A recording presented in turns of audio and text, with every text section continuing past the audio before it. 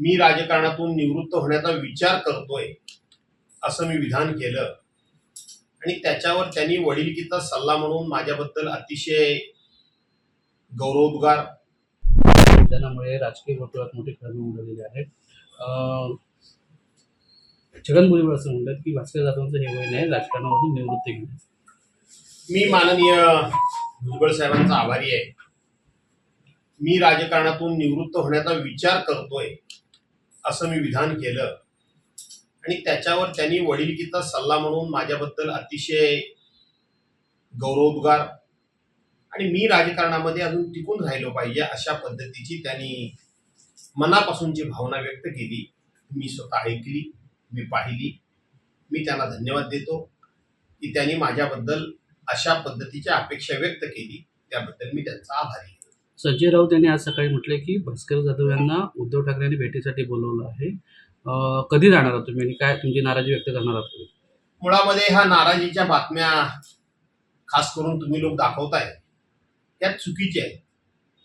मी असा माणूस नाहीये की नाराज असलो तर आड पडद्यानं वळणावळणानं बोलणं हे माझं कामच नाहीये. मी नाराज असल्याचे कशाच्या आधारे तुम्ही हे सगळं कन्क्लुजन काढलं? मी परवानच्या दिवशी जी मुलाखत दिली त्या मुलाखतीमध्ये माझ्या सवयीप्रमाणे मी स्पष्ट आणि सत्य बोलण्याचं काम मी करत असतो ते केलं.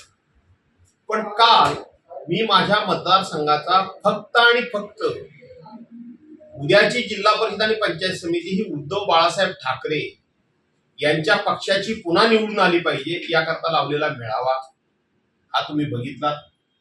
त्याचं मार्गदर्शन काही तुमच्यासारख्या टीव्हीवर पूर्णपणे भाषण देखील लोकांनी दाखवलं.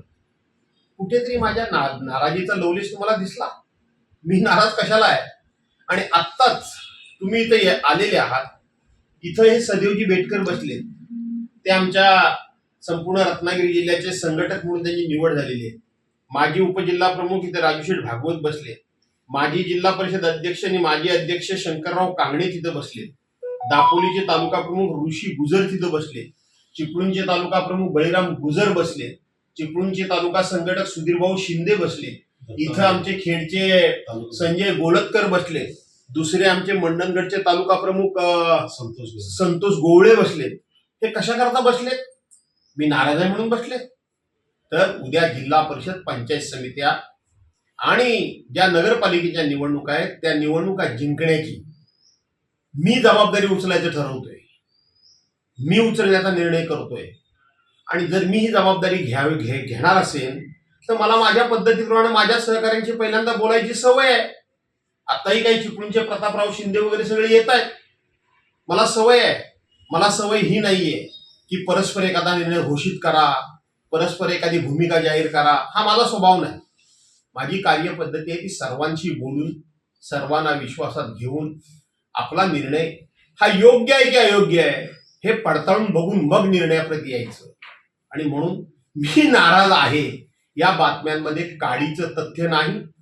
मी नाराज नाही आणि ज्या गोष्टी माझ्या मनामध्ये नाहीत त्याचा मी खुलासा देखील करत नाही.